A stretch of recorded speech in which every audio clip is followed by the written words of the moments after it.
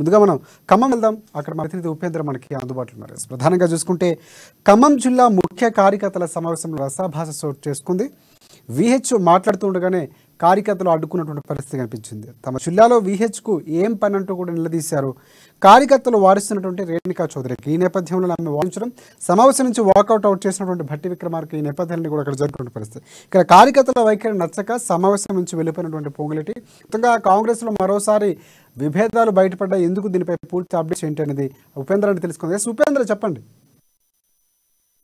Right, Rajasekhar Khammam జిల్లాలో బలం పుంజుకుందనుకుంటున్న కాంగ్రెస్ లో ఒక్కసారిగా వర్గ విభేదాలు బయటపడ్డాయి.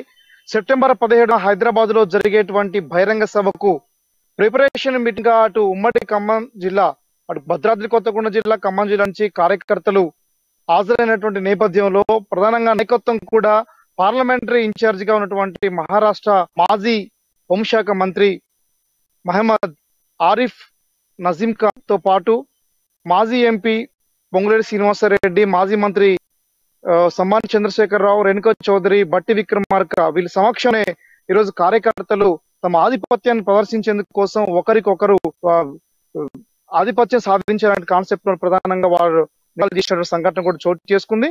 ఖమ్మం డిసిసి కార్యాలయం జరిగినటువంటి కార్యక్రమానికి సంబంధించి నగరంలో ఉన్నటువంటి ప్రధానమైనటువంటి నాయకత్వంతో పాటు జిల్లాటువంటి ఎవరైతే ఎమ్మెల్యే అభ్యర్థిగా దరఖాస్తు చేసుకున్న అభ్యర్థులందరూ కూడా తమ సహచార బృందం హాజరవడం ఒక్కసారిగా నినాదాల్లో హోరు మార్మోగింది.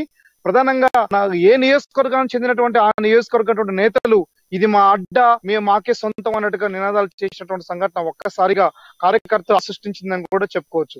అదే నేపథ్యంలోనే ప్రధానంగా ఉపన్యాసాన్ని ప్రారంభించేందుకు ప్రయత్నించినటువంటి మాజీ సభ సభ్యులు, సీనియర్ నేత, కాంగ్రెస్ కి సంబంధించినటువంటి ముఖ్య నేత విఆకు సంబంధించి తీవ్రమైనటువంటి అసహనానికి, అవమానానికి లోనైనట్టు కూడా అనుకోవచ్చు. ఒక కార్యకర్త, ఖమ్మంకి సంబంధించినటువంటి ఒక నేతకు సంబంధించిన ప్రధానంగా ఉన్నటువంటి ఒక వ్యక్తి విహెచ్ ని అతి దారుణంగా అవమానపరిచిందని చెప్పేసి చాలా మంది కార్యకర్తలు ఆవేదన వ్యక్తం చేస్తా ఉన్నారు. మీ ఖమ్మంలో నీకేం పని, ఇక్కడ పోటీ చేయాలనే ఆలోచన నీకు ఎందుకు వస్తుంది, నీకు సిగ్గుండాలి అనేటువంటి పెద్ద పెద్ద పదాలను కూడా అటువంటి సంఘటన కూడా చోటు చేసుకుంటూ ఒక్కసారిగా నివ్వెరపై హాజరైనటువంటి కార్యకర్తలు కూడా చూసినటువంటిది కూడా మనం చూస్తా ఉన్నాం. ఇదే నేపథ్యంలో భట్టి విక్రమ కూడా చొరవ చేసి కొన్ని వారించే ప్రయత్నం చేశాడు. భట్టి విక్రమార్క మాట కూడా వినకపోవడం, ఆ తర్వాత పొంగులేటి శ్రీనివాసరెడ్డి కూడా కార్యకర్తలకు సంబంధించినటువంటి సర్ది చెప్పే ప్రయత్నం చేయడం, ఆ తర్వాత రేణుకా చౌదరి కూడా సర్ది చెప్పే ప్రయత్నం చేసిన కార్యకర్తలు ఏమాత్రం శాంతించకపోవడంతో ఎవరైతే పార్లమెంటరీ ఇన్ఛార్జ్ గా ఉన్నటువంటి ఏసీ నేతగా ఉన్నటువంటి కరీం సంబంధించినటువంటి ఎవరైతే ఆరిఫ్ నజీం ఖాన్ కార్యకర్తని బయటకు తీసుకెళ్ళని చెప్పేసి గట్టిగా ఆక్రోషం వెళ్ళగంతో కార్యకర్తను బయటికి వెళ్ళదీసి కొంత శాంతింపజేసే ప్రయత్నం చేశారు. ఆయన ఏమాత్రం కూడా ఈ ఖమ్మంకి సంబంధించినటువంటి కాంగ్రెస్ లో గతం నుంచి మనం చెప్పుకుంటున్నట్టుగానే వర్గ విభేదాలు ఉన్నాయని చెప్పేసి చెప్పుకుంటా ఉన్నాం. అదే వర్గ విభేదాలకు సంబంధించి మరి రిపీట్ గా బహిర్గతం కావటం, సెప్టెంబర్ 17వ తారీఖున హైదరాబాద్ సంబంధించి కాంగ్రెస్ ఒకటి ప్రధానంగా చూసుకుంటే ముందుగానే ప్లాన్ చేసుకున్నారా కార్యకర్తలు ఖచ్చితంగా అడ్డుకోవాలి, ఎదురు తిరగాలని దాడి చేశారంటే ఈ విధమైనటువంటి వ్యాఖ్యలు చేయడం చాలా పరుష పదజాలను వాడినటువంటి పరిస్థితి. సో ఎంత చెప్పనంటే కాంగ్రెస్ పార్టీకి సంబంధించినటువంటి ముఖ్య నేతగా ఉన్న పొంగులేటి కానీ, రేణుకా చౌదరి కానీ, భట్టి విక్రమార్క నేత కూడా చెప్పిన వినకపోవడం, సీనియర్ నేతపై అలాంటి దురుస పదజాలను వాడడం అనేది పక్కా ప్లానింగ్తోనే వచ్చారు. రాజకీయంగా ఒక రకమైనటువంటి ఏమంటారంటే ప్లానింగ్ జరిగింది అని మనం భావించవలసిన అవసరం ఉందంటారు కాంగ్రెస్ పార్టీకి సంబంధించి. ఎస్ రాజశేఖర్, ఎన్నికలకు సంబంధించినటువంటి అభ్యర్థుల ప్రకటన కొన్ని రోజులు సమీపిస్తున్న నేపథ్యంలో ఈ జిల్లాకి ఏ నియోజకవర్గానికి ఆ నియోజకవర్గ బాస్ అనే పద్ధతిలో వాళ్ళు నిరూపించుకోవడం కోసం పక్కా ప్రణాళికతోటి వచ్చినట్టు కనిపిస్తా ఉంది.